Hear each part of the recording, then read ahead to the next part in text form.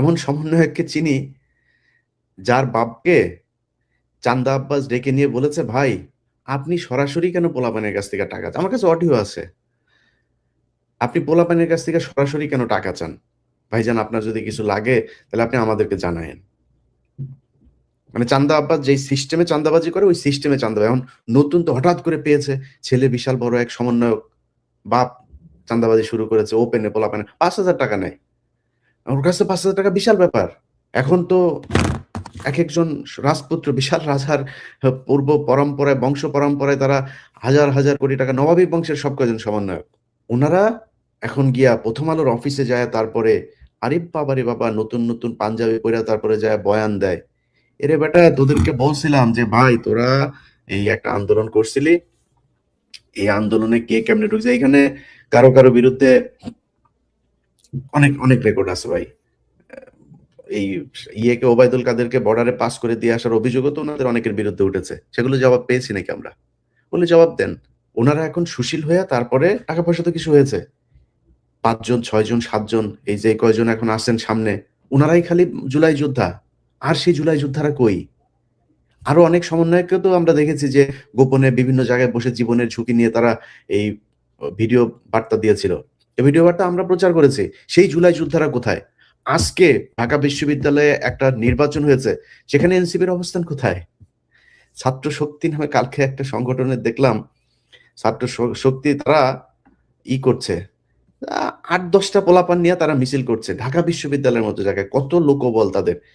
তাদের এখন মূল টার্গেট হয়েছে 10টা, বিএনপির সাথে দামাদামি হচ্ছে, জামাতের সাথে দামাদামি হচ্ছে, 10টা মনোনয়ন তারা চায়। এই 10টা মনোনয়ন নিয়ে তারপরে যদি 7-8টা বা 5টা যদি এমপি হইতে পারেন, এইটাই ওনাদের মূল টার্গেট। এই টার্গেট নিয়ে ওনারা এখন সংসদে যাবেন। ভাই, প্রথম আলো, ডেইলি স্টার পত্রিকার অফিস কালকে হয়েছে, ভাঙচুর হয়েছে। 71 টিভি ভাঙচুর করেন নাই আপনারা? এই গত নির্বাচনে, এই গত 5 তারিখই তো 71 টিভিও ভাঙচুর হয়েছে, তাই না?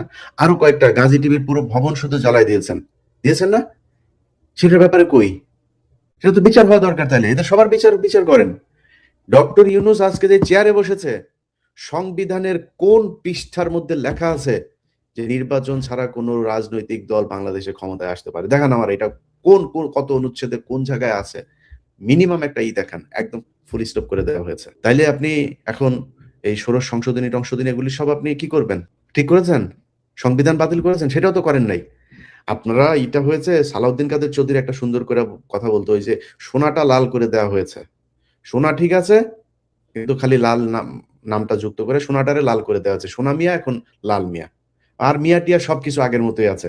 খালি জিনিসটা দেন। এই সালাউদ্দিন কাদের চৌধুরী এই যে এই ষোড়শ সংশোধনী নিয়ে এই কথাগুলো খুব ব্যঙ্গ করে বলেছিল। বিচারপতিদের, রিটায়ার্ড বিচারপতিদের সুযোগ সুবিধা যা ছিল সেটাই থাকবে, এমপিদের যে গাড়ি আনা যাবে সেটাও থাকবে, সবই থাকবে, সবকিছু ঠিকঠাক মতো চলবে, খালি সোনাটারে লাল করে দেওয়া হয়েছে। এখন এই এখনকার যে এনসিপি আর ইউনূস সরকার, ওনাদের অবস্থাটা হয়েছে তাই।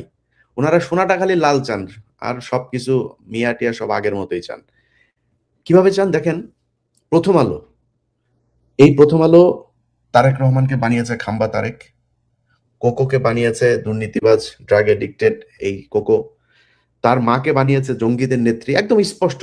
আপনারা আমার যে পেজে এখন দেখছেন, আমার যে পেজটাতে এখন লাইভটা দেখছেন, এই পেজের একটা দুইটা পোস্ট পেছনে যান, দেখেন আমি সবগুলো আমি খুঁজে খুঁজে খুঁজে খুঁজে প্রথম আলো যে কটা পেয়েছি সবকটা আপনাদেরকে দিয়েছি।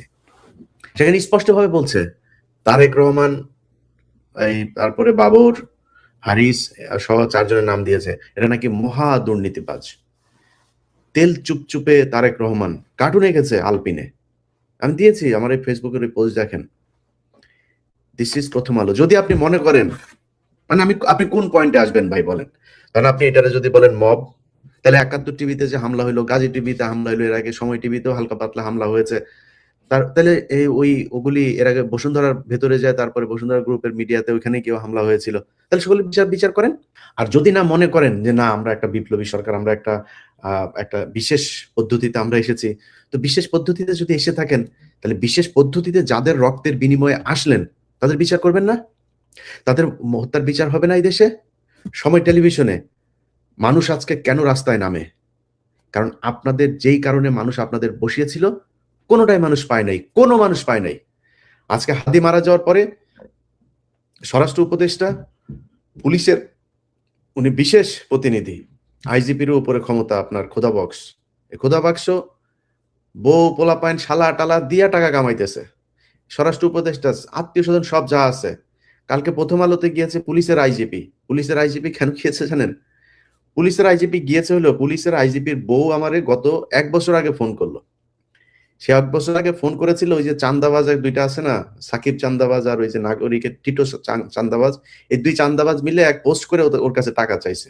তো টাকা চাইছে, আর পুলিশের আইজিপি আর বউ আমারে ফোন দিয়েছে, ইলিয়াস ভাই আপনি আপনার জায়গা থেকে একটু আমারে নিয়ে একটু লাইভে আসেন, ওরা তো উল্টা পাল্টা কথা। আমি বলি কি লিখছে, ওরা লিখলে তো সমস্যা কি? কয় ভাই দেখেন, এই আমার তো বিয়ে হয়েছিল আপনার ভাইয়ের সাথে, আমি তখন আসলেই পুলিশের এএসআই ছিলাম, আমাদের ওই এই হাসপাতালের ভেতরে একটা ইয়ের ভেতরে আমরা ছিলাম, ওইখানে আমাদেরকে ধরে ফেলেছিল। ধরার পরে আমরা বিয়ে করেছি, বাট আমরা দুইজন দুইজনকে ভালোবাসতাম। এখন এইটা তো ভাই এখন যদি সামনে আসে তাহলে তো মান সম্মানের ব্যাপার। তো এই নাগরিক ফেসবুক পেজের এই দুই চাঁদাবাজরা যদি তারা এত ভয় পায়, তাহলে প্রথম আলোর কি পরিমাণে ভয় পায়? প্রথম আলো বাধ্য করে যায়, বেটা এখানে আয়, এসে অফিস ভ্রমণ করে যায়, কয়েকটা মিডিয়াতে নিউজ টিউজ করে। তারা করছে এইভাবে, তাদেরকে জিম্মি করে তারপরে নিউজ করাচ্ছে। আপনি এখন যদি বলেন ইউনুসের জিম্মি করতে চান, পারবেন তো? ব্যাপক দুর্নীতি করেছে ইউনুস। ইউনুসের ভাই ভাতিজা, এক অপূর্ব নামে এক ওর এক ভাতিজা আছে, যত লুটপাট আছে সব করেছে। এই এই যে আসিফ মাহমুদ, এমন কোন লুটপাট আছে যেটা সে করে নাই? এমন মিনিমাম কোন জায়গা আছে যেটা করে নাই? এই যে মাহফুজ আমার কাছ থেকে টাকা চেয়েছে 1 কোটি টাকা, আমার কাছ থেকে চেয়েছে। এই যে বাংলা এডিশন দেখেন না, এই বাংলা এডিশন মাহফুজ দিতে যায় নাই। এটা এই এনসিপি ইউনুসের কোনো নাই, জিম্মি করে নেওয়া হয়েছে। 1 কোটি টাকা চেয়েছে, তার পিয়নরে দিয়ে আমার কাছে, আমার লোকের কাছে টাকা চাইয়েছে। তারা জানেও, ওই পিয়ন জানেও না যে এটা কে, কার প্রতিষ্ঠান, এটা জানেও না। এই পিয়নরে বলেছে যে ভাই এই ব্যাপার, তখন পিয়ন বলছে যে ভাই স্যার তো এটা নিচে দিবে না। রেকর্ড আছে আমার কাছে, রেকর্ড আছে, অডিও রেকর্ড আছে, অডিও রেকর্ড আছে। এইভাবে তারা করেছে। যখন কিনা টাকার এই রেকর্ড আমার কাছে আসলো, তখন আমি তারা জিম্মি করলাম যে এইটা দেন। প্রথম সার্জিসে পাঠাইলাম, হ্যাঁ, খুব বাজে ভাষায় একটা গালি দিয়ে তারপরে পাঠাইছিলাম। তো সাথে সাথে সার্জিস ফোন দিয়েছে, তারপরে আরেকটা কে ফোন দিয়েছে, 2-3 জন লাইনে এসে ভাই এটা ভাইয়ের, এটা তাড়াতাড়ি দেখতে হবে ভাই দেখেন, এবার দিয়েছে। চোরের বাচ্চারা সব কটা চুরি করেছে, চুরি করে টাকা পয়সা কামায়া এখন ওনারা ওই যে পিছনে এই যে এতগুলি পোলাপান যে আপনার জীবন দিল, এই পরিবার, আহতের পরিবার, কারোর কোনো খোঁজ নাই। ওই কয়দিন আগে তারা করেছে আপনার এই যে মনোনয়ন করেছে, ফর্ম বিক্রি করেছে, এক একজনের কাছ থেকে 10,000 করে টাকা, বিশাল এক বাণিজ্য। ওই রিক্সাওয়ালা ছেলেটা আমার কাছে কান্নাকাটি করে প্রতিদিন, ভাই ওরা তো ভাই ধান্দাবাজি করতেছে ভাই, এই এত টাকা পয়সা আমাদের কাছ থেকে নিচ্ছে। আমি মনে করছি যে এই পোলাটার বোধহয় ওরা মনোনয়ন দিবে মনে হয়, যেখানেই দেখ এক জায়গায় দিবে। সে ছেলেটাকে দেয় নাই তো, তুই আগে জানিস না? ওরে যে দিবি না, ও রিক্সা চালক দেখে ও পাপি। তোরা সব শিক্ষিত, এই কারণে এখন তোদের টাকা টাকা পয়সা টয়সা আছে, নতুন নতুন পাঞ্জাবি, দামি দামি ব্র্যান্ডের জুতা টুতা ঘড়ি টড়ি ইয়েতে আসছে, বিদেশে টাকা পয়সা হয়েছে, তোরা বিশাল আকারে কিছু একটা। তো ও টাকাটা নিলি কেন? ও টাকাটা কিসের জন্য নিলি? ও টাকাটা ফেরত দিয়ে দিবি। নাহলে কিন্তু রিক্সাওয়ালারা আমি কিন্তু লাইভে নিয়ে আসবো, টাকা ফেরত দিয়ে দিবি আরামসে। তো আমি আমি এদেরকে না কিচ্ছু বলি নাই এতদিন ধরে। আমি এদেরকে বলেছি যে ভাই আপনারা জুলাই যোদ্ধা ছিলেন, আপনাদেরকে সম্মান করি ভাই, কিছু কিছু জায়গায় একটু থেকেন। আরে ভাই তুই প্রথম আলোরে নিয়ে যখন কথা বলবি, প্রথম আলোর পক্ষে, প্রথম আলোর অফিসে গিয়ে যখন ভাষণ দিবি, তুই আমার চ্যাটের বাল। এর আগে একবার আসিফরে মাফ করছি, আসিফ মাপ চাইছে যে ভাই এরকম আর জীবনে কোনোদিন হবে না, আমরা আর কখনোই ওইখানে যাব না। আসিফ নজরুল আমাকে নিয়ে গিয়েছিল, ব্যাস, এটা বলে মাফ করে দিলাম। আবার সে কালকে আবার ফের সে একই কাজ করেছে। তো তোদের মাফ করে দিব এখন? এখন মাফ করে দিব? তো প্রথম আলোর বিষয়টা বলে আপনাদেরকে শেষ করি, সেটা হলো 21শে আগস্টের গ্রেনেড হামলা। এই প্রথম আলো নিউজ করেছে।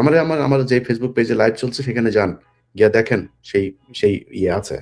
এই 21শে আগস্টের গ্রেনেড হামলায় এই যে আপনার আমার যে অনুসন্ধান যেটা দেখিয়েছিলাম, এটা আপনারা একটু দেখেন। আমি কালকে আবার ওই ভিডিওটা আপলোড দিতে পারি। তো ওইখানে ওরা প্রথম আলো কিভাবে জজ মিয়া নাটক সাজিয়ে সেই নাটক বিএনপির উপর চাপিয়ে দিয়েছে, যে বিএনপি জজ মিয়া নাটক সাজিয়েছে। আমরা সেই জজ মিয়ার বক্তব্য নিয়েছি। জজ মিয়া বলেছে যে প্রথম আলো তাদেরকে 2 লাখ টাকা দিয়েছে।